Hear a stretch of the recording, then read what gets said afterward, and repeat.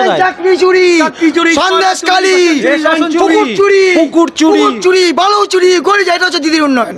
পশ্চিমবঙ্গের গণতন্ত্রের পুনরুদ্ধারের চেষ্টা চলছে এবং সেই গণতন্ত্রের পুনরুদ্ধার নরেন্দ্র মোদীর হাত দিয়ে হতে চলেছে 2024-এ। আপনারা জানেন কাশ্মীর ভারতবর্ষের অবিচ্ছেদ্য অংশ। 370 ধারা ভারতবর্ষের একটা যে মানে একটা অভিশাপ ছিল 370 ধারার প্রয়োগের ফলে, যেখানে ভারতবর্ষের পতাকা ওখানে উঠতো না, যেখানে ভারতের বন্দনা হতো না, যেখানে ভারতের জাতীয় সঙ্গীতের মান্যতা ছিল না। আর সেখানে 370 ধারার মতো যে একটা কালা কানুন ব্যবস্থা, সেই কালা কানুন ব্যবস্থা ভারতবর্ষের প্রধানমন্ত্রী নরেন্দ্র মোদীর নেতৃত্বে ওই আইন ব্যবস্থা আজকে ওখান থেকে লুপ্ত হয়েছে। আর ওখানে ভারতবর্ষের জয়ধ্বনি হচ্ছে, বন্দে মাতরম হচ্ছে। লাল চকে যেখানে জাতীয় পতাকা উত্তোলন হতো না, সেখানে এখন জাতীয় পতাকা উঠছে। টেনে নিয়ে আসা হলো কে টেনে নিয়ে এলো? মোদিবাবু। কেন বলুন তো, কি এত ভালো লাগে ওনার? টান সব কিছুই ভালো লাগে। একদম সত্যি কথা বলছে, মানুষের কথা বলছে, আমার আপনার কথা বলছে। আপনি যেটা বলতে পারেন আমি সেটা বলতে পারছি না। সবই তো করেছে, যা বলেছে স্ত্রীরা সবই তো করেছে, একটা একটা করে তো সবই করেছে। ভোটের ইস্যু নয়, এটা অনেক দিন কার 500 বছর এটা ইতিহাস। না আস্তে আস্তে আমরা আর কি সংখ্যা লঘু হয়ে যাব, ওরা সংখ্যা গুরু হয়ে যাবে। দেখুন না মুর্শিদাবাদ দেখুন। हम लोग ड्राइवर हैं, हम लोग एक ड्राइवर है। हम लोग के ड्राइवर में बहुत अत्याचार होता है, ठीक है। पुलिस करता है। पुलिस पश्चिम बंगाल का पुलिस, पश्चिम बंगाल का पुलिस पुलिस करता है, 10,000 का केस देता है, जहाँ पड़ता है वहाँ पर 500,000 केस देता है, ठीक है। ভোটটা তো বাড়বে স্যার। আচ্ছা, এই বলতো আমরা কলকাতায় রয়েছি, অনেক অত্যাচারিত রয়েছে। আমরা বিজেপি সাপোর্টার, হিন্দু আছি, হিন্দু সাপোর্টার করি। প্রথমত আমরা যে 370 ধারা কাশ্মীর থেকে আমরা দূর করতে পেরেছি। দ্বিতীয়ত মুসলিম মহিলাদের জন্য যে 3 তালাক, যে আমাদের জাতির কলঙ্ক, সেই 3 তালাক আমরা দূর করতে পেরেছি, করে মুসলিম নারীদেরকে আমরা সম্মান দিতে পেরেছি। তৃতীয়ত যে পাকিস্তানকে আমরা যোগ্য জবাব দিতে পেরেছি। আমরা মোদিজির নেতৃত্বে একটা বলিষ্ঠ দেশ গঠন করতে পেরেছি। নরেন্দ্র মোদীর জন্য এসেছি, আমাদের জননেতা নরেন্দ্র মোদীজি। যে কাজগুলোর জন্য দরকার, যে শিক্ষা চুরি হচ্ছে, যেভাবে চাকরির দুর্নীতি হচ্ছে, যাতে দুর্নীতি না হয়, যাতে ভারতবর্ষের প্রত্যেকটা স্টেটে যাতে স্বচ্ছতা নিয়োগ হয় এবং প্রত্যেকটা জায়গায় যাতে যারা বেকার, যারা শিক্ষিত ছেলে যারা বেকার হয়ে আছে, তারা যেন সঠিক চাকরিটা পায়। মানুষ নিজের বাক স্বাধীনতা হারিয়েছে, মানুষ নিজের ন্যূনতম অধিকার হারিয়ে ফেলেছে। এই সরকারের অপশাসনে, এই পিসি ভাইপোর অপশাসনে মানুষের বাঁচা দুর্লভ হয়ে পড়েছে।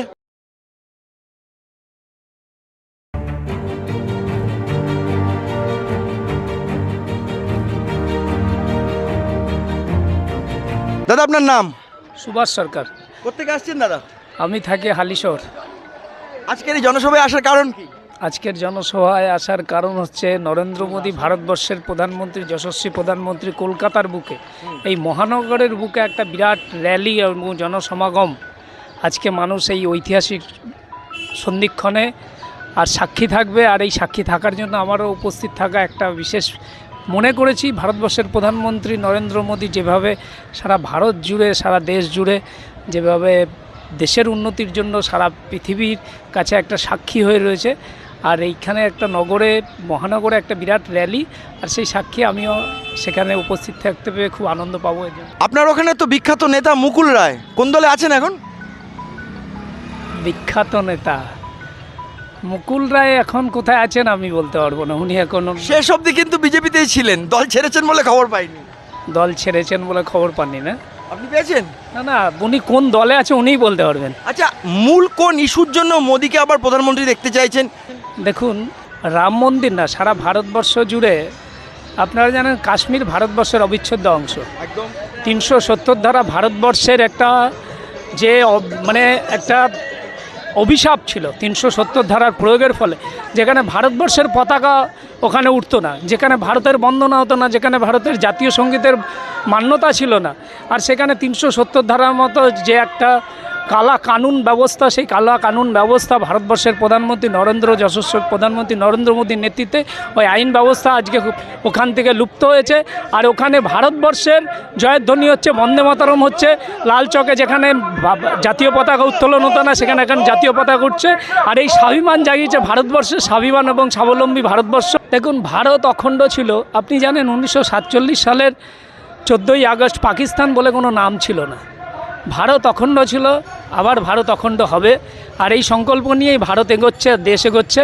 সারা বিশ্বে নরেন্দ্র মোদীর জয়ধ্বনি এর জন্যই হচ্ছে। আর আমরাও নরেন্দ্র মোদীর জন্য আবার আমরা নরেন্দ্র মোদীর সৈনিক, আবার নরেন্দ্র মোদী আসবে ক্ষমতা। আপনি বলুন আপনার কি মনে হচ্ছে, কেন এলেন? আমরা এসছি সমগ্র ভারতবর্ষ যেই দিকে চলছে নরেন্দ্র মোদীর পিছনে, আমরাও নরেন্দ্র মোদীজি পাইট পাইপার যাকে বলা হয়, উনি এগোচ্ছেন, দেশকে এগিয়ে নিয়ে যাচ্ছেন, উন্নয়ন করছেন, দেশের বিকাশ করছেন।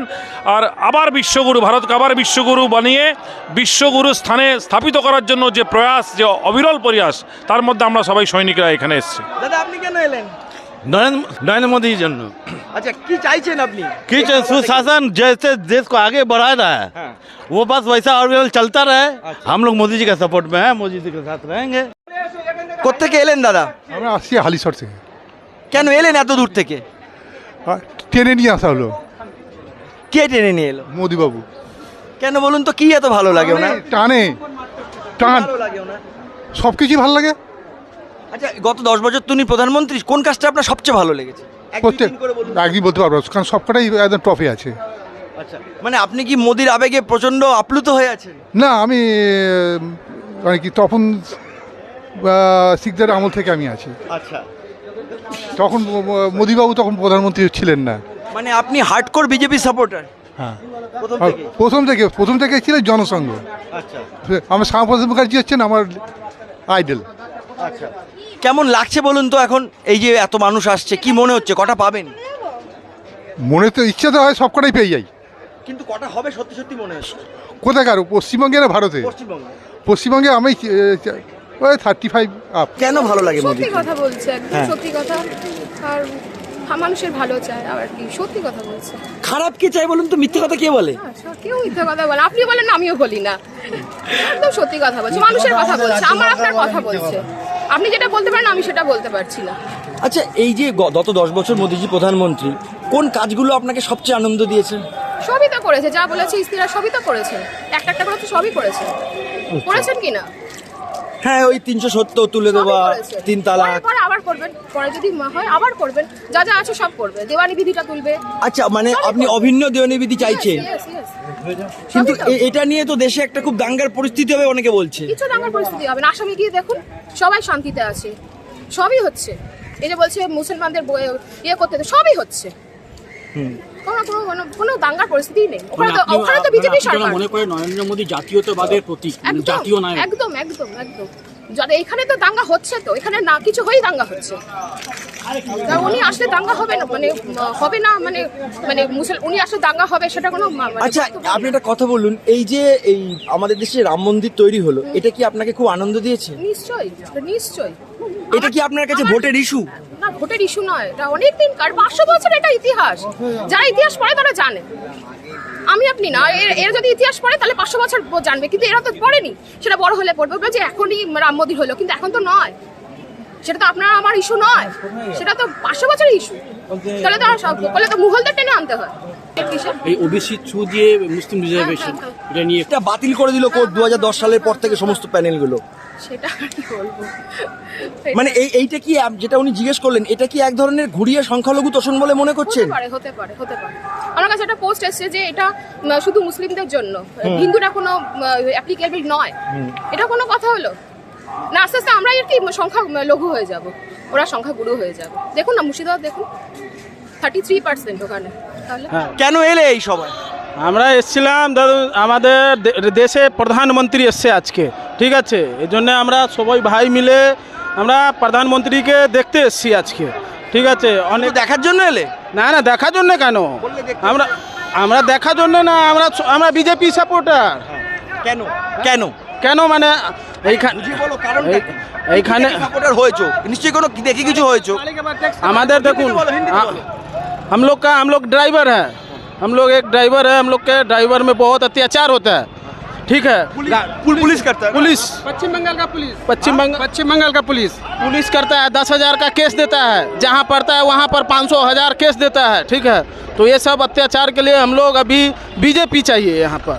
अभी सरकार এটা তো বিধানসভার ভোট না। না বিধানসভার ভোট না, কিন্তু মোদিজি দেশে তো আছে, হ্যাঁ পশ্চিমবাংলা তো আছে, কিন্তু মোদিজি তো দেখবে যে আমাদের হ্যাঁ পশ্চিমবাংলায় অত লোক আছে আমাদের, সেই মোদিজি তো এখনো আছেন।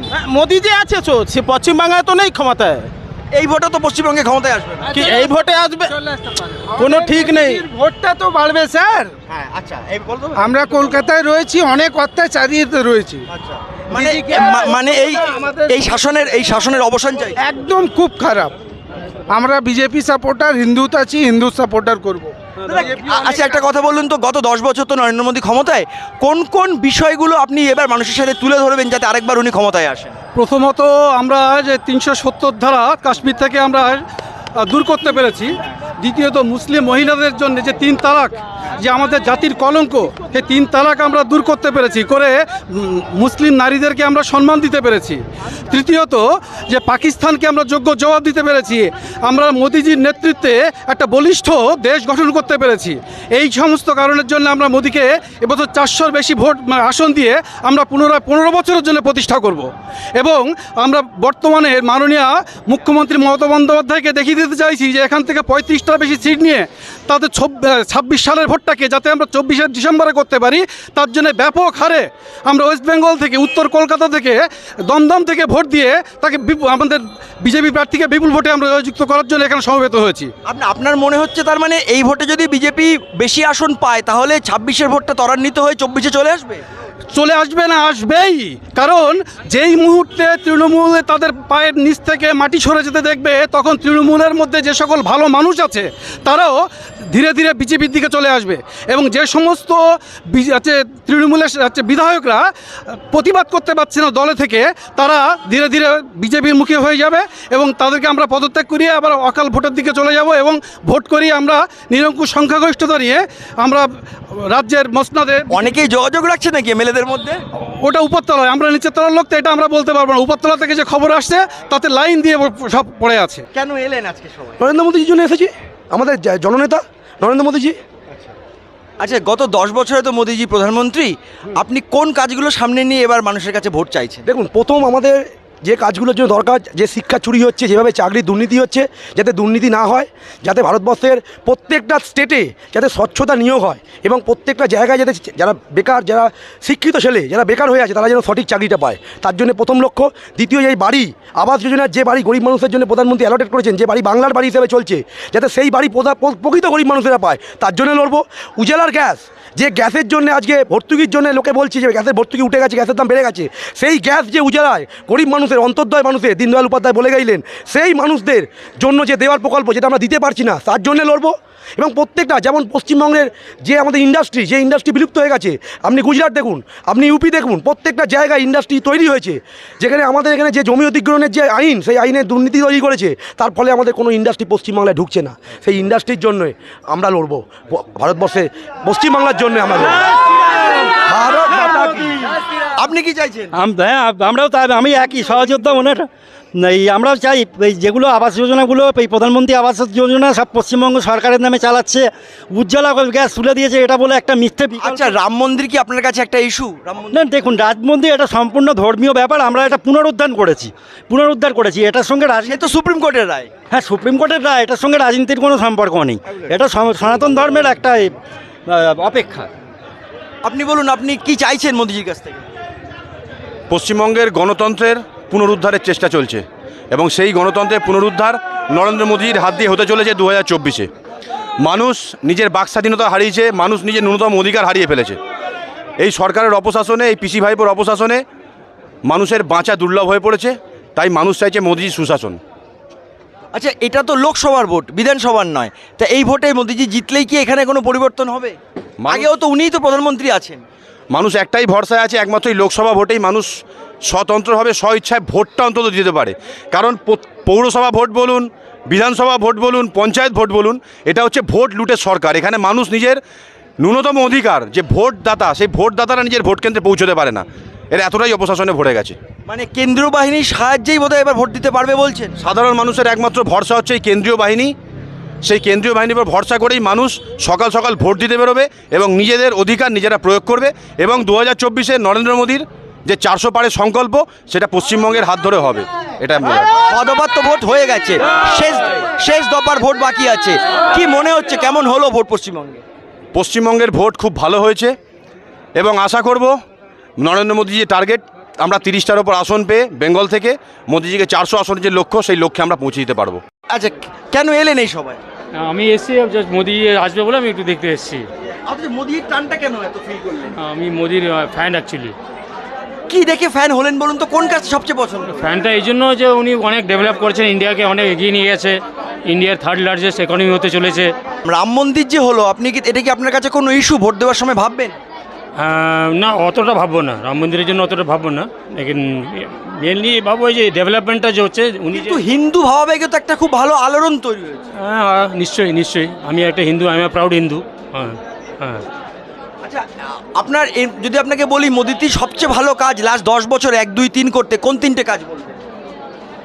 মোদি অ্যাকচুয়ালি ইনফ্রাস্ট্রাকচারটা খুব ভালো ডেভেলপ করেছে। ইনফ্রাস্ট্রাকচারটা, দেশের যে ইনফ্রাস্ট্রাকচারটা সেটা খুব ভালো ডেভেলপ করেছে। আপনি দেখুন নর্থ ইস্টে রাস্তাঘাট, নর্থ ইস্ট ব্রিজ, কাশ্মীরে দেখুন, কাশ্মীরে কিছুই ছিল না, ইলেকট্রিসিটি ছিল না, রাস্তা ছিল না, ইনফ্রাস্ট্রাকচার ওয়াইজ খুব ভালো করেছে। कहाँ से आए हो? हुगली डिस्ट्रिक्ट हिंद मोड़ से। क्यों आए हो? मोदी के देखने के लिए। क्या खास है मोदी में? मोदी तो जो মোদি ম্যাজিক হ্যাঁ। কি ম্যাজিকটা আছে বলুন তো? ম্যাজিক আপনাকে কি বলবো, বলুন পুরোটাই। ভারতবর্ষে অর্থনীতি থেকে শুরু করে যা কিছু সব তো এখন মোদি ম্যাজিকই চলছে। Modi guarantee, Modi guarantee, Modi guarantee. মোদির গ্যারান্টির চেয়ে তো এখানে অনেকে বলছে দিদির উন্নয়ন বেশি কাজ করছে। দিদি উন্নয়ন সন্দেশ, দিদি উন্নয়ন এক সন্দেশ, দিদি উন্নয়ন চাকরি চুরি, সন্দেশ কালী, পুকুর চুরি, পুকুর চুরি, বালু চুরি, গড়ি যায়, এটা হচ্ছে দিদির উন্নয়ন। উন্নয়ন, দিদির উন্নয়ন কোথায়? সবার প্রথম শিক্ষা চুরি, শিক্ষাতে চুরি, শিক্ষাতে দুর্নীতি ভারতবর্ষের ইতিহাসেই মনে হয় প্রথম পশ্চিমবাংলায়। স্বাস্থ্য চুরি, স্বাস্থ্যে চুরি, শিল্পে চুরি, রেশনে চুরি, ভ্যাকসিন চুরি, ভ্যাকসিন চুরি, মরার কাঠও চুরি। আর কি বলবো, আর কি বলবো, দিদির উন্নয়ন এটাই উন্নয়ন। এই সমস্ত কিছু চুরি আটকানোর জন্য কি মোদিজি ভরসা? একদম একদম 100% গ্যারান্টি, একদম 100% গ্যারান্টি। বাংলায় 35, কটা পাবে? 35 কম পেলে? কম পাবে না, 35 উপরে উঠবে আরো 35 পার, এবার 400 পার। আচ্ছা, মোদিজি 10 বছর প্রধানমন্ত্রী আছেন, তার 3টে কাজ বলুন যে 3টে কাজ আপনাকে সবচেয়ে বেশি আনন্দ দিয়েছে বা দেশের উন্নতিতে কাজে লেগেছে। সবচেয়ে বড় কাজ, আমরা এখান থেকে গিয়ে কাশ্মীরে জায়গা কিনতে পারতাম না, এখন আপনারা গিয়ে কাশ্মীরে জায়গা কিনতে পারতেন। এখন কিন্তু ফার্স্ট কাজ, মহিলাদের জন্য 3 তালাক বন্ধ, তালাক তালাক তালাক, মহিলা এবার নিশ্চিন্তে সংসার করতে হবে। এই হচ্ছে মোদি ম্যাজিক। কাশ্মীরে তো জমি কিনে নিলাম, কিন্তু অরুণাচল প্রদেশ, নাগাল্যান্ড, মিজোরাম এগুলো কোথাও এখনো কিনতে পারি না। নিশ্চিন্তে থাকুন, চীন ভয় পেয়ে গেছে, চীন এখন পিছনে সরছে, আর ভারতের দিকে চোখ রাঙাবে না। যতদিন ম্যাজিক থাকবে, মোদি থাকবে, চীন পিছনের দিকে আসবে, সামনে আর এগোতে পারবে না, আগাবে মোদি। এটা তো প্রধানমন্ত্রী নির্বাচনের ভোট, বিধানসভার তো ভোট নয়। তা মোদিজি জিতলে কি পশ্চিমবঙ্গের কোনো লাভ হবে এই মুহূর্তে? পশ্চিমবাংলায় এই মুহূর্তে পরিবর্তন চাই। 2011 সালে যখন পরিবর্তন চেয়েছিল, 34 বছরের অপশাসনকে ফেলে যখন দিদি এসছিল ক্ষমতায়, আমরাও চাইছি এই 15 বছরের অপশাসনকে ফেলে মোদি ম্যাজিক নিয়ে পরিবর্তন চাইছি। 34 বছর আর এই 15 বছর বা 13 বছর চলছে, তুলনা করলে কোনটা বেশি খারাপ মনে হয়? এই 13 বছর, এই 13 বছর খারাপ বেশি। 34 বছর চাকরি চুরি হয়নি, মা বোনদের সম্মানহানি হয়নি, এখন এই 13 বছর তাই হচ্ছে। এখন 34 বছর যেটা চলে গেছে, 13 বছরে আপনি দেখুন সন্দেশখালি থেকে শুরু করে, মা বোনেদের ইজ্জত থেকে শুরু করে, শিক্ষা চুরি থেকে, রেশন চুরি থেকে, আর কোনটা বাদ দেবে? এর অপশাসন থেকে আমরা মুক্তি চাইছি। তোমার নাম কি? আমার নাম সিদ্ধার্থ ওঝা, আমি কামারহাটি থেকে এসেছি। ঠিক আছে, আজ মোদিজির এখানে যে বিশাল যে র্যালি আছে সেই জন্য এখানে এসেছি, এবং এখানে লক্ষ লক্ষ মানুষের সমাগম হয়েছে একটা মানুষকে দেখার জন্যে। আজকে আমরা যারা বিজেপির কর্মীরা রয়েছি, সমর্থকরা রয়েছি, আজকে এই গরমকে উপেক্ষা করে, এই ভিড়কে উপেক্ষা করে এখানে লক্ষ লক্ষভাবে আমরা কর্মী সমর্থকরা এখানে জমায়েত হয়েছি। এবং মমতা ব্যানার্জি বুঝতে পারছে যে এই র্যালির মাধ্যমে, এই যে শেষ দফার নির্বাচনের মাধ্যমে এই যে জমায়েত হচ্ছে, এতে মমতা ব্যানার্জির শেষ কফিনের পেরেকটা মারা হচ্ছে। তুমি যেখান থেকে এসছো কামারহাটি, সেখানে তো বিজেপির কোনো ভোটই নেই। কে বলেছে ভোট নেই? হ্যাঁ, কে বলেছে ভোট নেই? আপনি দেখতে পাবেন এবারে কামারহাটি মানে অর্থাৎ দমদম লোকসভা কেন্দ্র যেটা পড়ছে, সেখানে শিলভদ্র দত্ত বিপুল ভোটে জয়ী হবে, এবং মার্জিন হবে কয়েক লক্ষ, 1 লক্ষের ওপরে মার্জিন হবে। কারণ এখানে সৌগত রায় 2009 থেকে 2024 পর্যন্ত যে দুর্নীতির মধ্যে যুক্ত ছিলেন, না তো পানীয় জলের সমস্যার সমাধান করেছে, না কোনো এখানে বেসিক যে নিডসগুলো রয়েছে এখানে মানুষের কোনো সমস্যার সমাধান করেনি। শিলভদ্র দত্ত বিপুল বিপুল ভোটে জিতছে এবং মানুষ বুঝে গেছে যে এই তৃণমূলের বিদায় হচ্ছে। মোদিজি তো দুবার টার্মের প্রধানমন্ত্রী ছিলেন, দুটো টার্ম কমপ্লিট করেছেন মোদিজি প্রধানমন্ত্রী হিসেবে। থার্ড টার্মে যে ভোট চাইতে যাবেন তোমরা মানুষের কাছে, কোন কোন বিষয়গুলো তুলে ধরছো? অনেক কিছু আছে। প্রথম কথা হচ্ছে আমরা প্রত্যেক বছর এসএসসি বেকারদের যে কর্মসংস্থান, প্রত্যেক বছর SSC PSC staff selection commission প্রত্যেকটা কিছুতেই আমাদের নিয়োগ হবে। দ্বিতীয়ত হচ্ছে আজকে যে লক্ষ্মীর ভাণ্ডার দিচ্ছে, লক্ষ্মীর ভাণ্ডার কিন্তু আম জনতা থেকেই দিচ্ছে, লক্ষ্মীর ভাণ্ডার কিন্তু মমতা ব্যানার্জি নিজের পকেট থেকে দিচ্ছে না। তাই দ্বিতীয়ত হচ্ছে আমরা অন্নপূর্ণা ভাণ্ডার 3000 টাকা করে প্রত্যেক মাসে দেওয়া হবে। অন্নপূর্ণা ভাণ্ডার, প্রতিবন্ধী এবং বার্ধক্য ভাতা, বিধবা ভাতা সমস্ত কিছু কিন্তু আজকে মোদিজি বলেছে, গ্যারেন্টি দিয়েছে। এটাই মোদিজির গ্যারেন্টি যে প্রত্যেক মানুষ, প্রত্যেক সেটা হিন্দু হোক মুসলমান হোক, প্রত্যেক হিন্দু মুসলিম সমন্বয়ে আজকে মোদিজি দেবেন। প্রত্যেকটি বাঙালি হোক, হিন্দু হোক, মুসলিম হোক, এটা সাম্প্রদায়িক এখানে কোনো যারা বলছে আজকে সাম্প্রদায়িক, তারা নিজেরাই আজকে সাম্প্রদায়িকের সাথে আছে, তোষণের আছে, তুষ্টিকরণের সাথে আছে। আজকে নরেন্দ্র মোদী ধর্ম বর্ণ নির্বিশেষে আজকে মানুষের সাথে আছে, পাশে আছে।